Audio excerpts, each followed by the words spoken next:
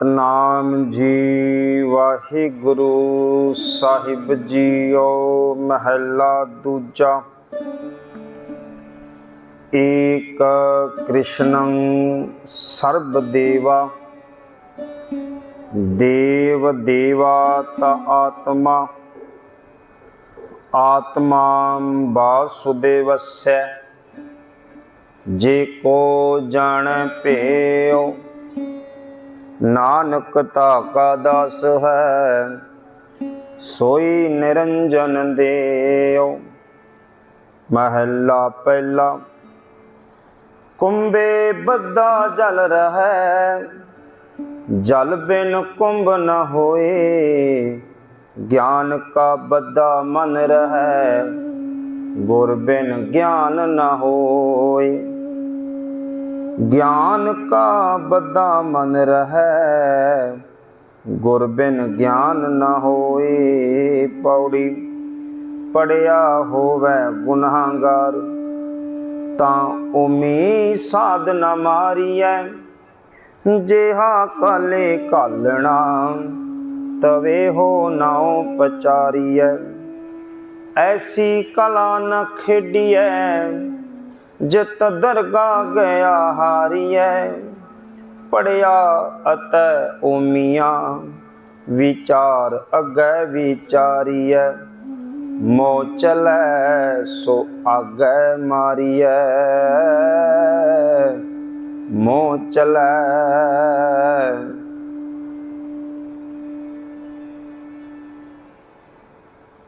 सो अगै मारिए। वाहिगुरु जी का खालसा वाहिगुरु जी की फतेह। मोह चलै सो अगै मारिए जिहड़ी ये ਸਾਹਿਬ ਸਿੰਘ वाला गुरबाणी दर्पण है इहदे विच आगै लिखिया होया है पर शुद्ध उचारण अगै ही है। सो वडभागे हाँ जी गुरु चरनां विच बैठे हाँ। सतगुरु पातशाह ने अपार बख्शिश की है साडे उपर। तो इस पावन पौड़ी दे नाल जो चार सलोक ने दो सलोकां दी विचार कल आपां कीती सी। दुख दारू सुख रोग पिया जां सुख ताम न होई जोग शब्दं ज्ञान शब्दं वेद शब्दं ब्राह्मणा इन्हां दी विचार आपां कर चुके हैं। तो गुरु अंगद साहिब पातशाह दा ये पावन सलोक है। एक कृष्णं सर्वदेवा देव देवा ता आत्मा।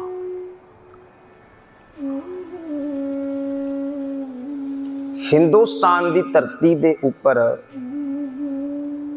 द्वापर युग दे विच श्री कृष्ण जी ने अवतरण किया ते श्री कृष्ण जी की पूजा रब करके भी होई। तो गुरु अंगद साहिब पातशाह ने इत्थे फिर परमात्मा दे लई शब्द कृष्ण वरतिया। ये नुकता बड़े ध्यान नाल समझना है। इत्थे कृष्ण दा अर्थ कृष्ण भगवान परमात्मा। तो एक कृष्णं सर्वदेवा जो एक कृष्ण है जो एक परमात्मा है। सर्वदेवा जो सारे देवतियां दा देवता है। देव देवा ता आत्मा। धन गुरु अंगद साहिब पातशाह कहंदे एक परमात्मा जो सारे देवतियां दी आत्मा है ते देवतियां दी भी आत्मा है। वो परमात्मा सारे देवतियां दी भी आत्मा है ते जिहड़े देवतियां देवी देवते ने उन्हां दी भी आत्मा केवल एक परमात्मा है। अर्थ की बनिया कि जितने भी देवते ने देवतियां दे देवते ने जिन्हां दी पूजा देवते भी करते हैं ये सारे परमात्मा दी अंश ही हैं। परमात्मा दे विचों ही पैदा होए ने। आत्मा का अर्थ हुंदा अंश। असी परमात्मा दी आत्मा हाँ, परमात्मा दी अंश वंश हाँ।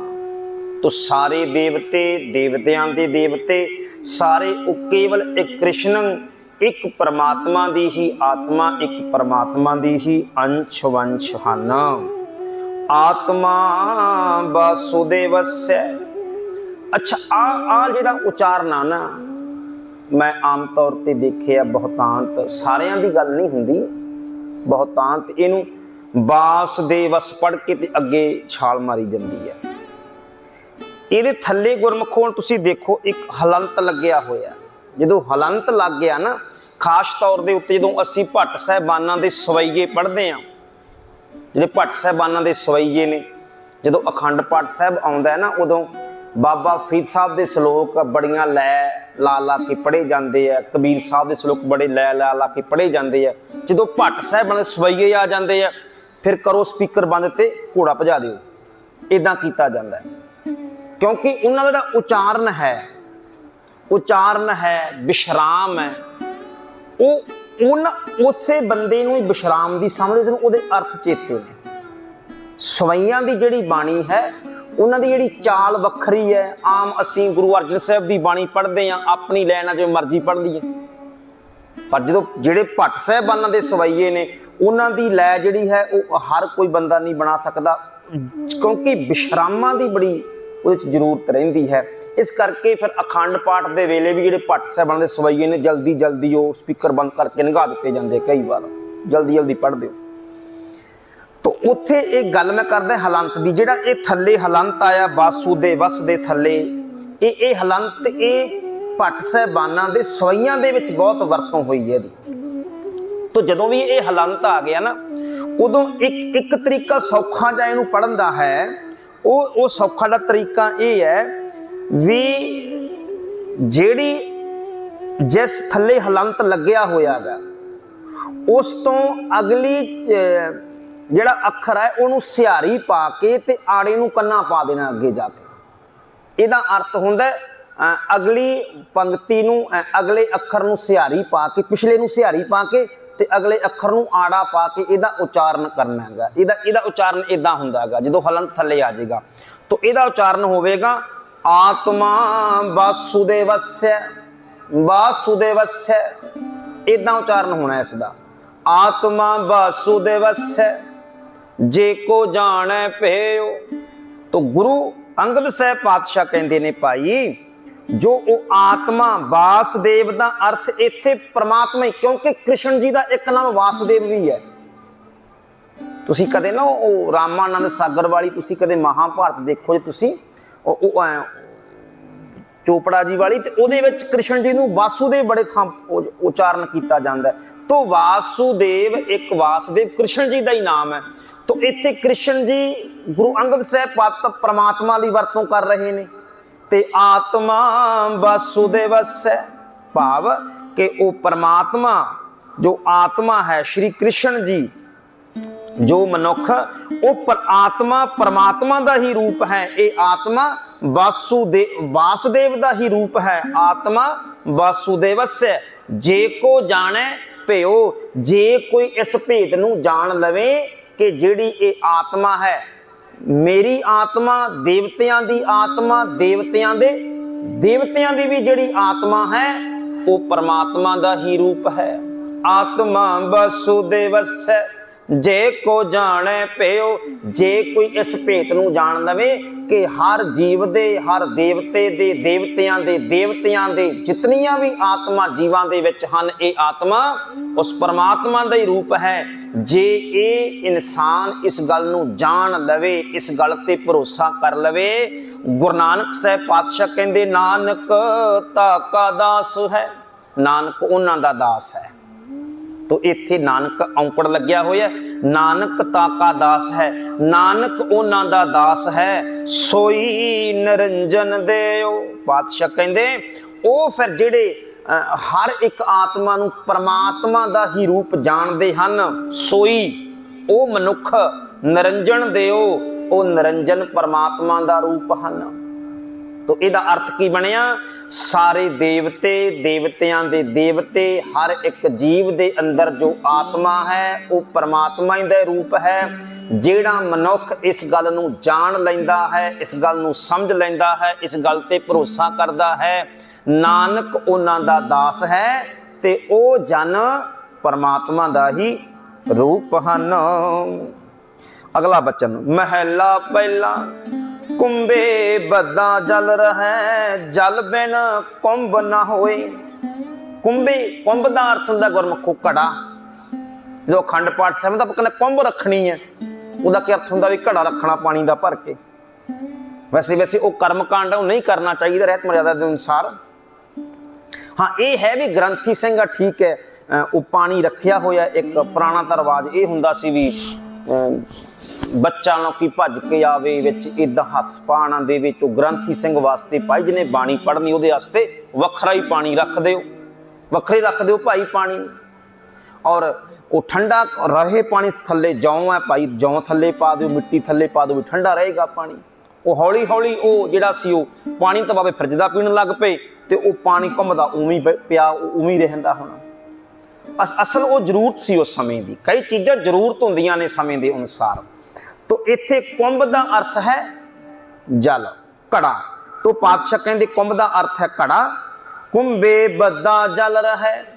पातशाह कहते हुण पानी है जिहड़ा गुरमुखो पानी नूं धरती उत्ते इंज खिलार दईए ते खिलर जांदा है पानी समाज जां धरती दे विच।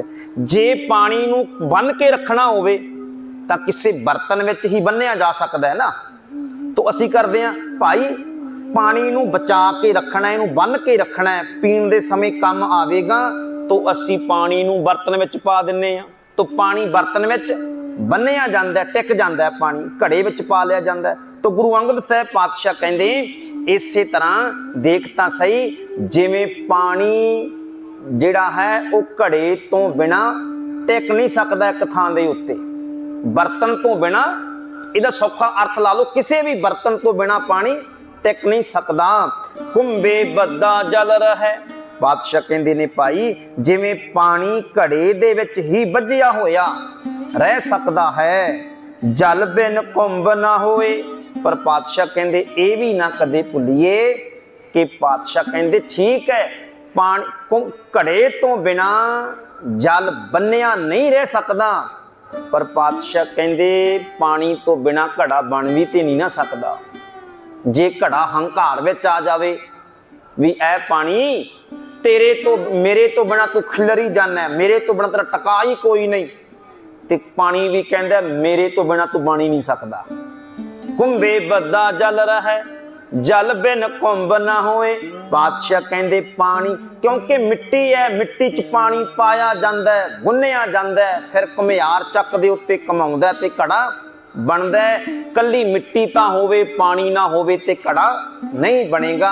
पातशाह कहंदे पानी नूं बन्नण दे लई टकाउण दे लई पानी घड़ा चाहिदा पर घड़ा पानी तो बिना नहीं बन सकदा। इसे तरह ही पातशाह कहंदे मन है जिहड़ा मन नूं भी टकाउणा है, जे पानी नूं टकाउण दे लई घड़ा चाहिदा ते पातशाह कहंदे मन नूं टकाउण लई भी तां कोई चीज़ चाहिदी है। मन भी तां थां भटकदा है ना, मन भी तो सुकिया पिया है ना, मन किवें टिकेगा। पातशाह कहंदे ज्ञान का बद्दा, गुरु दे ज्ञान दे नाल ही ये मन बन के टिक सकदा है। जिन्हों पातशाह ने कहा महा संतोख होवे गुर बचनी, गुरु दे बचना तो बिना संतोख नहीं ते संतोख तो बिना मन टिकदा कोई नहीं। महा संतोख होवे गुर बचनी। इस तरह दे नाल पातशाह कहंदे ज्ञान का बद्दा मन रहे। भाई ये जिहड़ा मन है ये ज्ञान दा बन्निया, गुरु दे ज्ञान दा बन्निया होया ही टिक सकदा है, पर गुर बिन ज्ञान ना होए। पातशाह कहंदे फिर जेड़े ज्ञान दे नाल मन ने बन्निया जाना है, जेड़े ज्ञान दे नाल मन ने बन्निया जाना वो ज्ञान कित्थों लईए? किताबां दे विच्चों, ज्ञानियां दे विच्चों, दुनियावी डिग्रियां दे विच्चों। पातशाह कहंदे दुनियावी डिग्रियां दी पढ़ाई दी जानकारी ने तेरे मन नूं बन्नना नहीं है। नुकता बड़े ध्यान नाल समझो। ਉਹ ਕਿਹੜਾ ਗਿਆਨ ਹੈ ਜਿਹੜਾ ਗਿਆਨ ਸਾਡੇ ਮਨ ਨੂੰ ਟਿਕਾ ਵਿੱਚ ਲਿਆਵੇਗਾ? ਉਹ ਕਿਹੜਾ ਮਨ ਹੈ, ਉਹ ਕੈਸਾ ਗਿਆਨ ਹੈ ਜਿਹੜੇ ਗਿਆਨ ਨਾਲ ਸਾਡਾ ਮਨ ਲਾਲਚ ਤੋਂ ਹਟ ਜਾਏਗਾ, ਹਉਮੈ ਤੋਂ ਹਟ ਜਾਏਗਾ? ਪਾਤਸ਼ਾਹ ਕਹਿੰਦੇ ਉਹ ਗਿਆਨ ਹੈ ਗੁਰੂ ਦਾ ਗਿਆਨ। ਦੁਨਿਆਵੀ ਜਾਣਕਾਰੀ ਨਾਲ ਮਨ ਨਹੀਂ ਗੁਰਮੁਖੋ ਟਿਕਦਾ।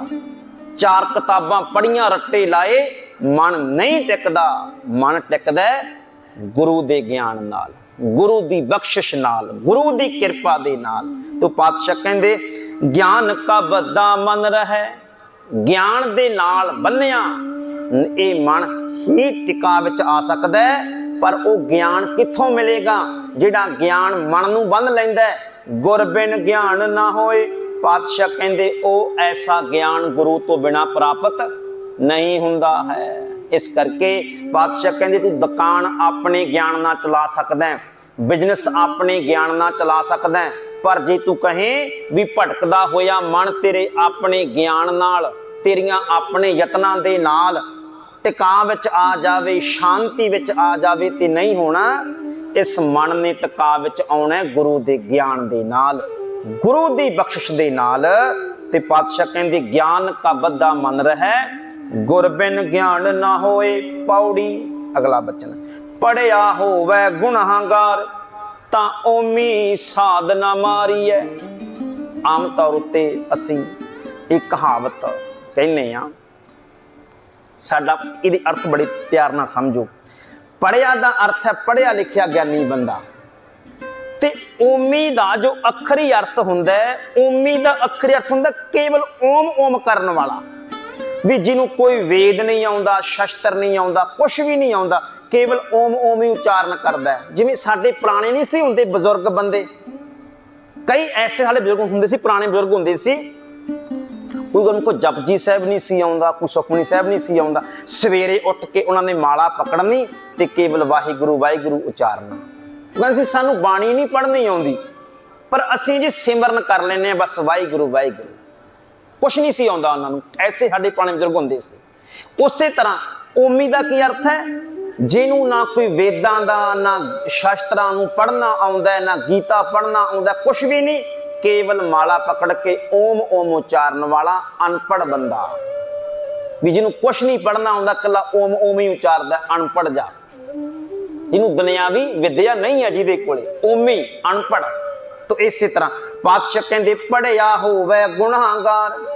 ਜੇ ਪੜਿਆ ਲਿਖਿਆ ਗਿਆਨੀ ਵਿਦਵਾਨ ਬੰਦਾ, ਡਿਗਰੀਆਂ ਪ੍ਰਾਪਤ ਕਰਨ ਵਾਲਾ ਬੰਦਾ, PhD ਕੀਤਾ ਹੋਇਆ ਬੰਦਾ ਪਾਪੀ ਬਣ ਜਾਵੇ ਤਾਂ, ਗੁਨਾਹਗਾਰ ਹੋ ਜਾਵੇ ਤਾਂ, ਤੇ ਅਸੀਂ ਕਹਿੰਦੇ ਆ ਜੇ ਇੰਨੇ ਵੱਡੇ ਵੱਡੇ ਗਿਆਨੀ ਮਾਇਆ 'ਚ ਫਸ ਗਏ ਤੇ ਅਸੀਂ ਤਾਂ ਅਨਪੜ੍ਹ ਬੰਦੇ ਕਿਵੇਂ ਬਚ ਸਕਦੇ ਹਾਂ?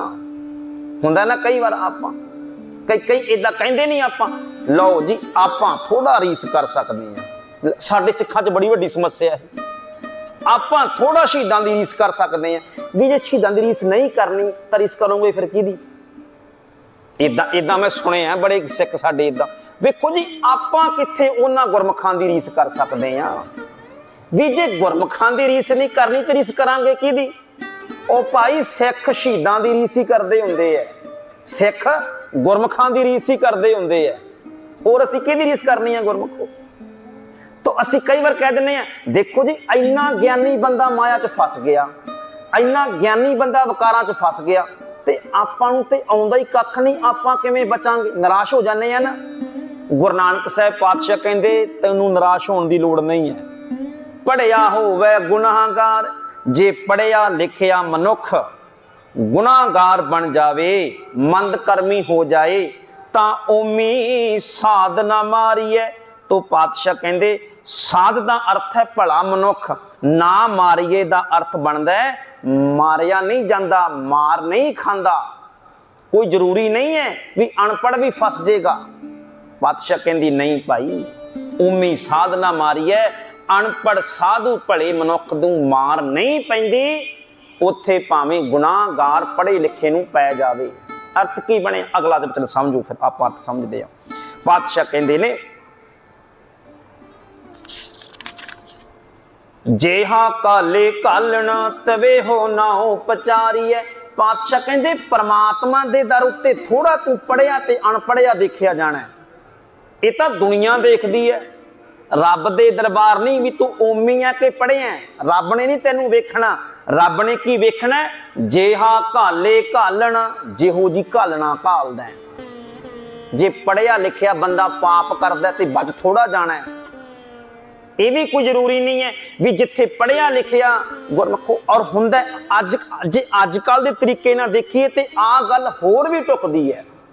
साडे पुराने बजुर्ग सी, उन्हां नूं कोई बहुती बाणी दे अर्थ नहीं सी पता, बाणी पढ़दे सन ते सीधी सादी गुरमुखो जिंदगी जिउंदे सी। पर उन्हां च ईमानदारी किन्नी सी, भरा नूं भरा दा फिक्र किन्ना सी, आंढ गवांढ दा किन्ना ख्याल रखदे सन। धीआं भैणां हुंदियां सी, अजकल PhD कर गईयां, पढ़ियां लिखियां, डिग्रियां चक्की फिरदियां। पर पुराने 10-10 पढ़ियां साडियां बीबियां भैणां हुंदियां सी, दूरों किते पिंड दे बजुर्ग नूं देखना ते सिर ते चुन्नी लैके नीवी पा के कोल दी लंघ जाना भी पिंड दा बजुर्ग तुरिया आउंदा सी कि नहीं सी। अकल सी, शर्म सी, संग सी, ਵੱਡਿਆਂ ਦਾ डर सी। ते अजकल दियां पढ़ियां लिखियां लै बुढ़ा जा हुण रौला पाई जांदा है, इन्हां नूं बड़ा पता दुनिया दा, कहंदियां कि नहीं कहंदियां। लै असी पढ़े लिखे मॉडर्न बच्चे भी ऐसी केड़ी मॉडर्नटाइज हैगी है जिहड़ी ये कहंदी है भी अपने सत्कार ही ना करो वड्डियां दा। ऐसी केड़ी पढ़ाई है जिहड़ी ये कहंदी है भी जिन्हां ने जिस धन का तुम गर्व करत हो सो धन किसे ना आप, काहे कूट झगड़त हो संग बाप। केड़ी ऐसी विद्या है, केड़ी ऐसी दुनियावी पढ़ाई है जिहड़ी ये कहंदी है भी गुरमुखो सत्कार नहीं करना चाहिए वड्डियां दा? नहीं ना। पर अज हो रहा ना इदां, बच्चे कह दिंदे इदां, कई बार नहीं कहते, सोचते तो हुंदे ही है कई बार, लै एवें बोली जांदे, सानू नहीं पता दुनिया की हुंदी है इदां। पर पातशाह कहंदे एहो जी पढ़ाई तो की करना है तू? हो सकदा है एक अनपढ़ बंदा वकारां तो बच जाए ते पढ़िया लिखिया वकारां चों फस जाए, जानकार फस जाए, जिन्हों नहीं जानकारी हो बच जाए। इस करके रब दे घर दे विच पढ़े ते अनपढ़ दी गल नहीं है, उत्थे पढ़िया अनपढ़िया परमगत पावै। उच्च अवस्था परमगत दी जिहड़ी अवस्था है वो गुरमुखो खेतां विच हल वाहण वाली धनी नूं भी मिल जाती है। उत्थे डिग्रियां दी कोई लोड़ नहीं है। मन दे सुख नूं प्राप्त करन दे लई दुनियावी डिग्रियां दी कोई लोड़ नहीं है। गुरमुखो मैं कई बार ये भी कहना हुन्ना, स्टेज दे उत्ते बैठ के लैक्चर देने वाला बंदा वकारां च फस जाए, थल्ले सुन के कमाउण वाला सुख विच जिंदगी बतीत कर ले। ऐसा भी संभव है ऐसा। क्यों? क्योंकि जिन्ना ये नुकता है दुनियावी तौर उत्ते, जिहड़ा छोटा चोर आ ना वो 100 दी चोरी करू, 200 दी चोरी करू, क्योंकि पढ़िया लिखिया घट है, डर ज्यादा मनदा है।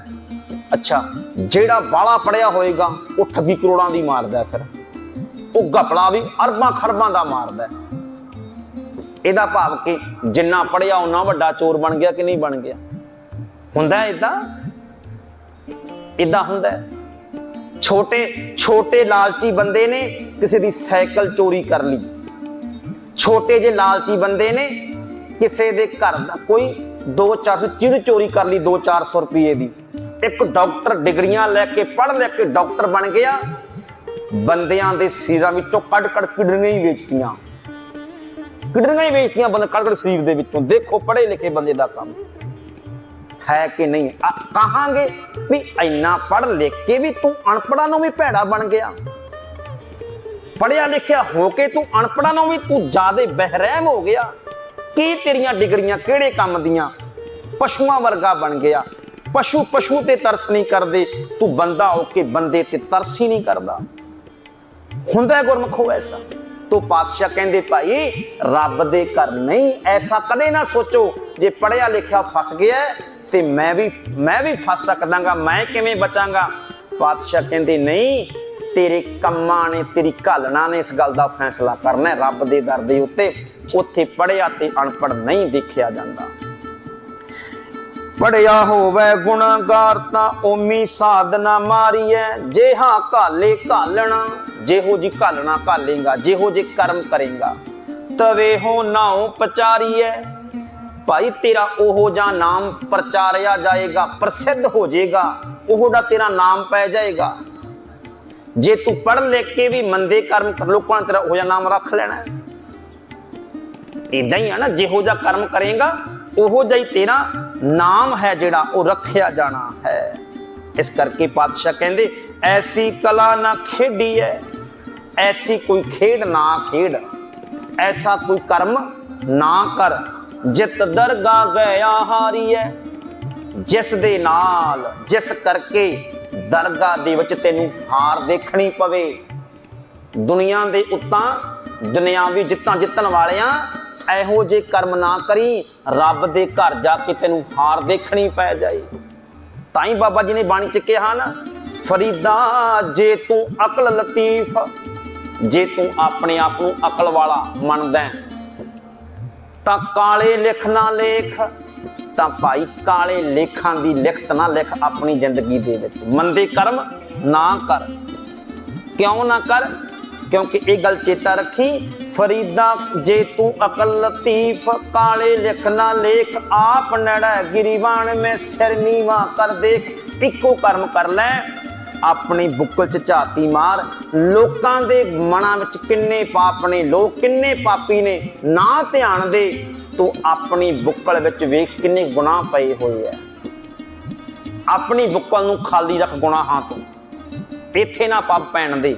इस करके सिर नीवा करके अपने वल देख। यही बचन पातशाह कहंदे ऐसी कला ना खेडी है, जित दरगाह गया हारी है। पढ़िया अतै ओमिया, पढ़िया होवे ते भावें अनपढ़ होवे, विचार अगे विचारी है। सतगुरु पातशाह कहंदे भाई उत्थे प्रभु दे दरबार दे विच केवल विचार अगे विचारी है, वेखी जांदी है कि गुणा दी विचार वेखी जांदी है। बंदे दे गुण देखे जांदे ने, डिग्रियां नहीं देखियां जांदियां, दुनियावी जानकारी नहीं देखी जांदी।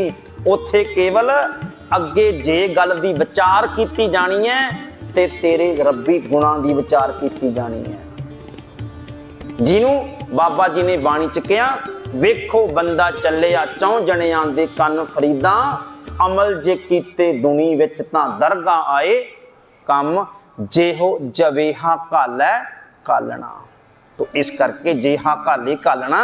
पातशाह कहंदे पढ़िया अतै ओमिया, विचार अगे विचारीए, मोह चलै।